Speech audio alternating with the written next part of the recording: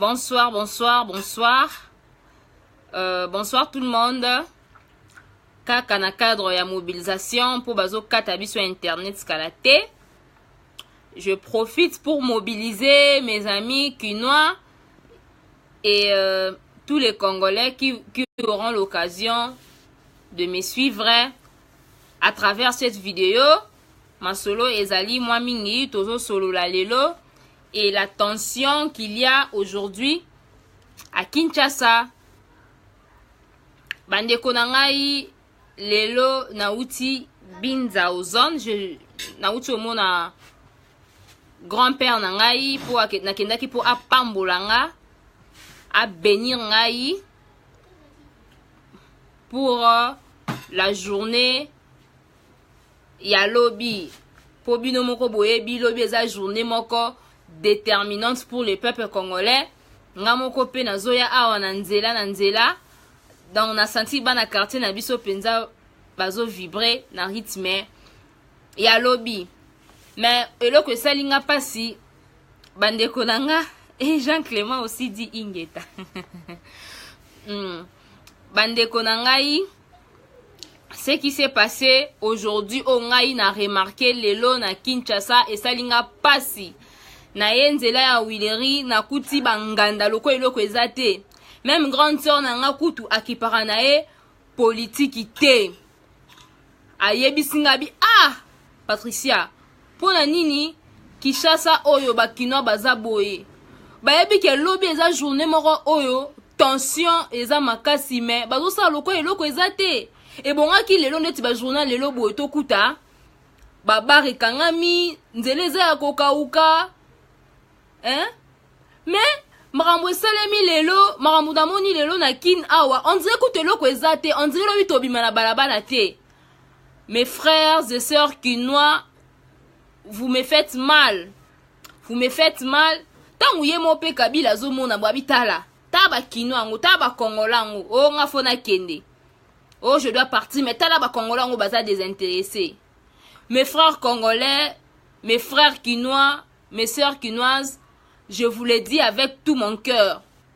La situation qui traverse notre pays mérite notre attention, mérite toute notre énergie. Nous devons nous activer pour sauver les pays. L'histoire, Thomas Ambozo le Kanamboka Oyo, Ezaka Makambo politicien te, Ezaka Makambo Abiso activiste te.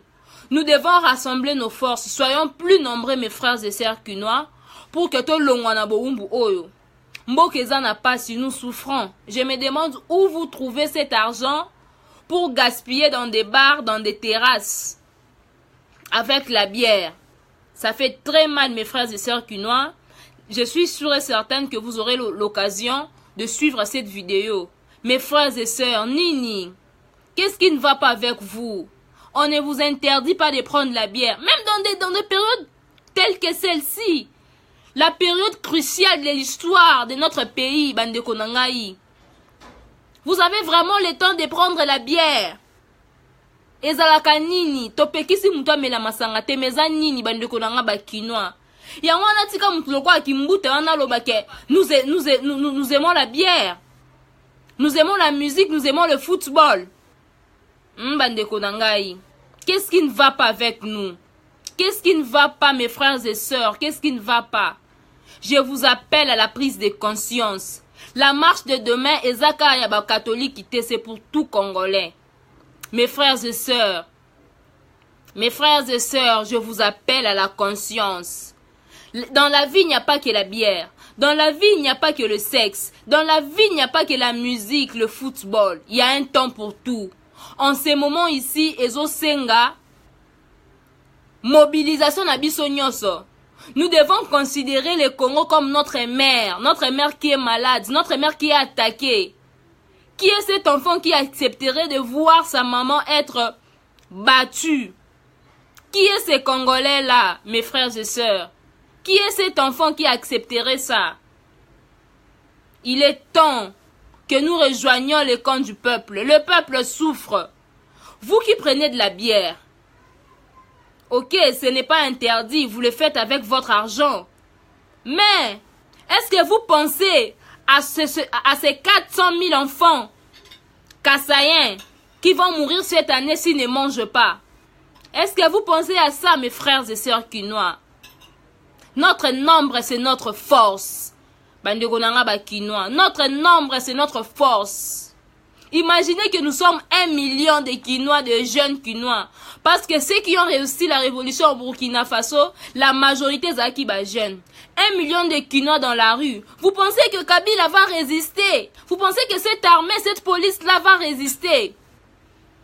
Il est temps. Il y a un temps pour tout. Ma plus grande désolation, c'est que ndeti maambuku teza nango na mboka te. Bozo mela masanga. Qui chasse tondi babar. Qui chasse tondi ba terrasse. Distraction. Tobi mana distraction. Tobi mana ba kinoa tobi mana distraction. Même si tu as peur de la mort na lobarango c'est une fatalité. Vouloir ou pas, tu vas mourir. Et ceux qui sont morts dans l'inondation, est-ce que Bakenda qui marche? Est-ce qu'ils sont des combattants? Non, balaki ne bon pe na pongi bazu masasi koute zu bangote mais banda ko s'écrouler ba koufi. Mes chers Kinois, mes frères et sœurs, sortons dans la distraction sortons dans la distraction. Pour ceux qui le lombo kao ezamabe ata masanga wana okomelango te. Soki lolo mobulu eza na mboko ata masanga ano komelango te. Viva wana tokokenango tiwa pimboke ezokufa. Pourquoi toza na bon moto te biso ba Kinois na ko benga ngo kozanga bon moto? Nous manquons d'humanisme, mes frères et sœurs Kinois. Pourquoi tout ça? Pourquoi tout ça? Il y a un temps pour tout. Est-ce que ça vous plaît vraiment que quelqu'un comme Kimbuta prend le temps de dire que ba Kinois balingana bango masanga, balingana bango football, balingana bango musique? Mbokezo Koufa. Il est temps que nous retrouvions notre dignité. Bande kona ba Kinois bolanda ngai no yebisa bino. Bolanda ngai boyoka ngai ndeko na bino leki na bino mwana bino. Tobi mana distraction mboke kufa to telema. Mwana ninyo akolinga mama na yeba beta yeba okse mama na ye soni mikolo nyonso. Ataza makasi te akoluka te loko moko pour défendre mama na ye. Il est temps tobi mana distraction bakinois bande ona bakinois sortons dans la distraction. Tombe la masanga ngoti wapi masange si la raté le soto libérer mboka na biso on aura le temps de prendre la bière, de faire vivre ndenge to lingi to sala yango. Nini nana loka biso likambo ezaka ya ba politicien te. OK, vous pouvez dire comme vous le dites bonde wanda kolobango à l'époque wana. Vous pouvez dire comme vous bonde kolobango à l'époque wana que c'était des politiciens. Ezaki likambo ba politiciens avant. Mais le long na basango ba na intérêt ni parce qu'à l'époque bokoka kolobake ba politicien ba luka ba intérêt na bango basango ils ont quel intérêt pour na mboko ba vivra bien ba kenda ba poto baza bien ezali kambwa mboka sortons dans la distraction mes frères et sœurs Kinois. Likambo etali congolais nyonso likambo etali congolais nyonso. Batu ba okufa na Kasai, le so régime Kabila ekei, toko rétablir la paix. Nous allons retrouver la paix. Mes frères et sœurs Kinois. Bon, est-ce que bon on a bien banzela nyonso baby? Aujourd'hui ma mère a outi Zikida. Elle me dit Gloria mo kishase baby. Mboka oye kufi banzela kutu ya rotamboleza te ça vous fait plaisir. Bino batu ba Kinois bo na mituka. Est-ce que ça la bino plaisir bo tambo na nzela bo baby sa mituka na bino mabulu wana?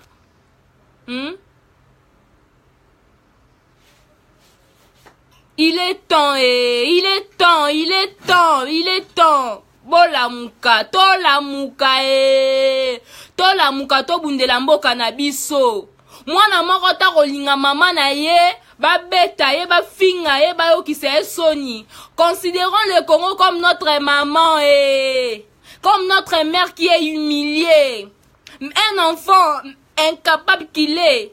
Azakutu na force te emsu nanzala me ba beta maman na ye, il prendra courage. Aoluka ba moyen tout pour défendre maman nae. Pourquoi pas nous les Kinois? Cette histoire n'est pas seulement une histoire de politiciens. n'est pas seulement une histoire des abbés, des prêtres et des évêques. C'est une histoire de tout le peuple. Que tu vives mieux, que tu souffres, ça nous concerne tous.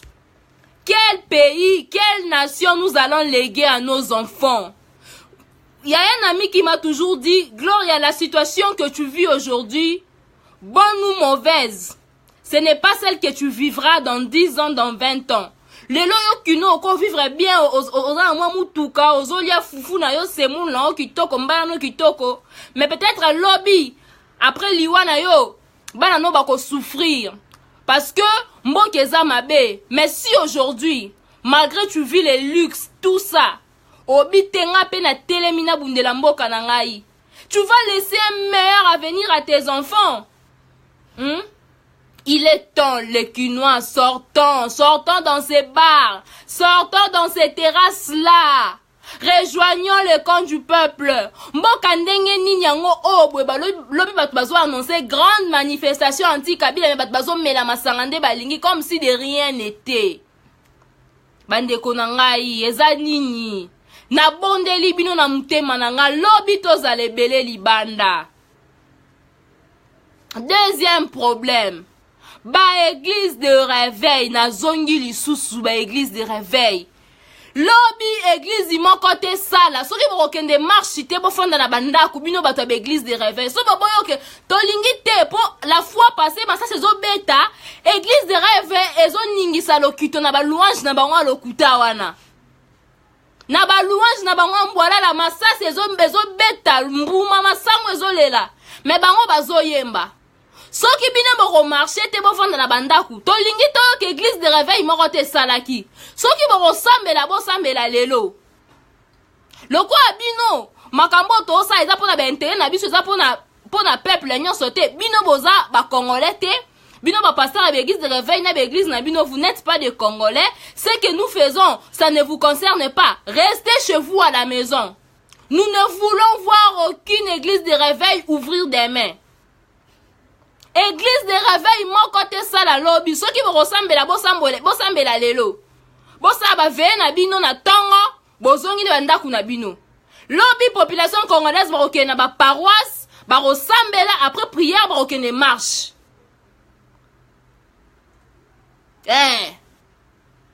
tolobi ango déjà église de réveil je vois que le pasteur Barou tu m'as répondu awangani ba propos na e.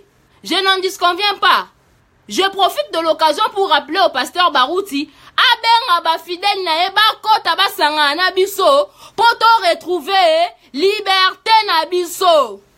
Le pays est en danger, monsieur, papa pasteur, papa nanga Barouti Kasongo. Il est temps que vous dites à vos fidèles, l'obitoire qu'au marché, ce n'est pas tard. Il est encore 18 h, vous pouvez faire une déclaration. Mukuna. Kankenza, il est temps. Boutuna ne tani dans le comité. Bon, quand ça fait ma déclaration, bon ben ba fidèle na bino, bayato marcher ensemble. Pour tout ça, on dépend n'amboka. Nous le faisons pour le pays. C'est pas pour l'intérêt d'un politicien. Parce qu'aujourd'hui, si Kabila part, les choses vont s'arranger petit à petit. Église de réveil, babinza miza botorana na coin, bali gablo to na ba coin wana. Bionde bochaka makiele so ki marche ezali ba obeta masasi mais bino bozo sambela. Donc so ibo sambela bo sambela lelo bo sali vie na bino lobi na tongo to nito ke église de réveil moko tezo sambela. To lobi ango déjà. Bon, message musu na laki nango, je viens de l'ozone. Nebi sibino bouclage ezo sale mawana. Vous traumatisez qui?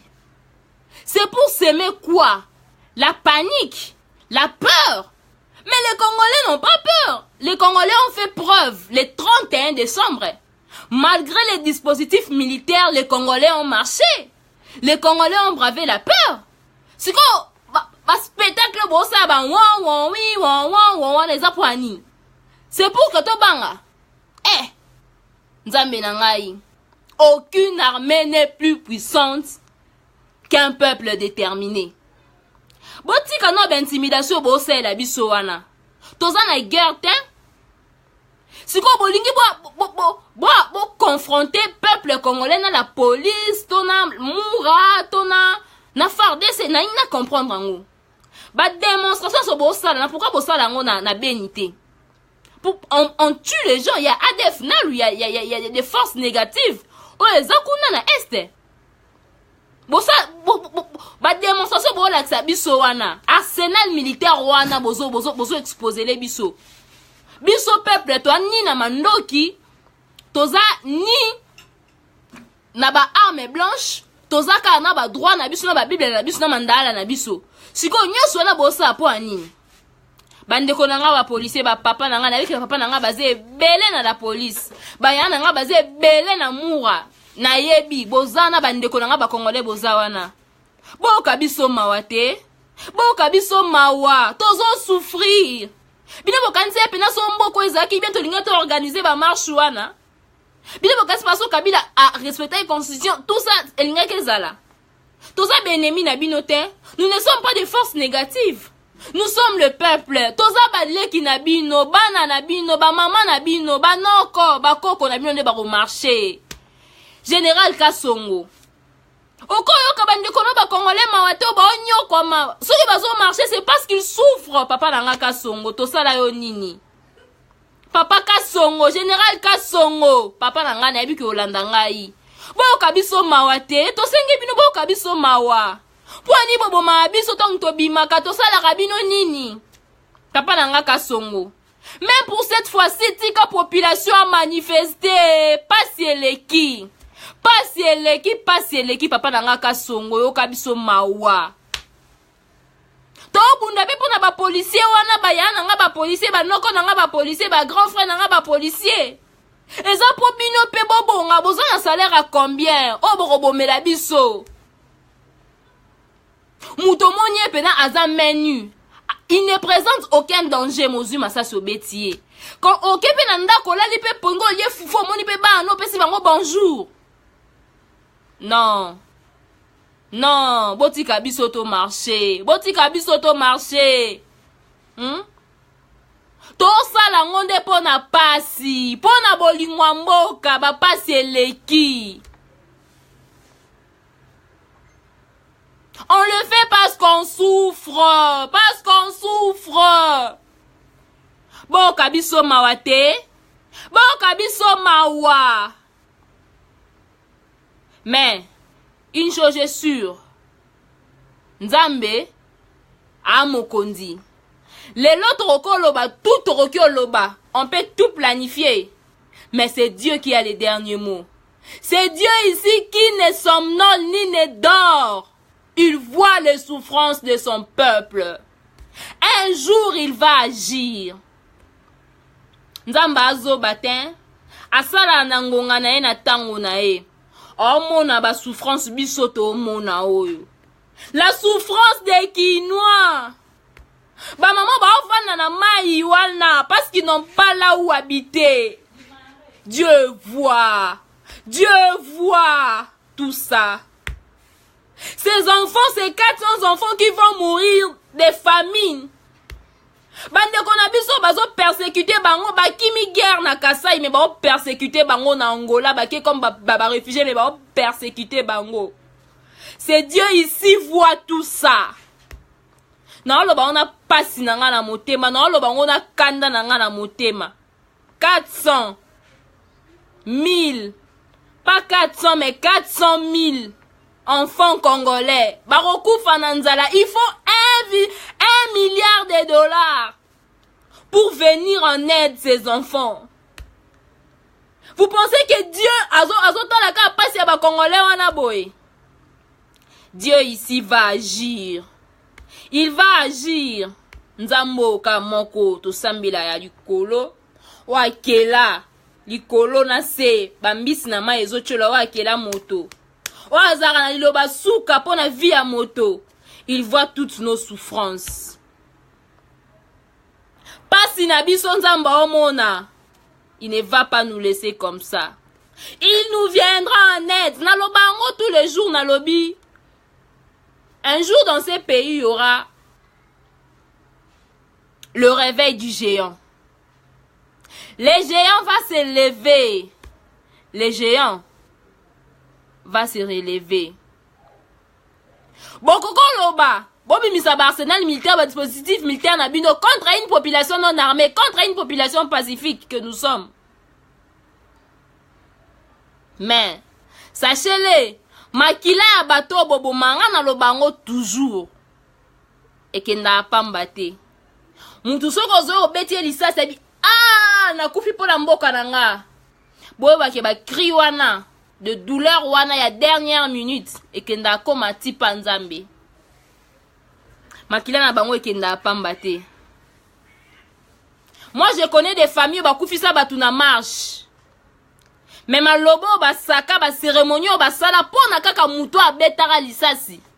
On connaît la suite. Naebi. Moi je connais un marabout qui a été tué lors d'une marche. Soda wana soso akoma kolele na kati ya libumu. Nga naebi histoire wana. Soso akoma kolela soda na kati ya libumu. Ti elo soda na landa muto wana sama bele. Boye ba ke makila bato bobo makawana ekenda pambate. Merci. C'est tout le message que j'avais. Lobi biso na soto zana ba paroisse, ba église de réveil bomeka ko fungola ba église na bino te bokanga yango, soki bobi ka bokobenga ba fidèle na bino ba marcher te. Po bwana molimo a distraction, bwana molimo ambrima. Ba ça c'est zo beta mbumezo lela lisango ezo toka.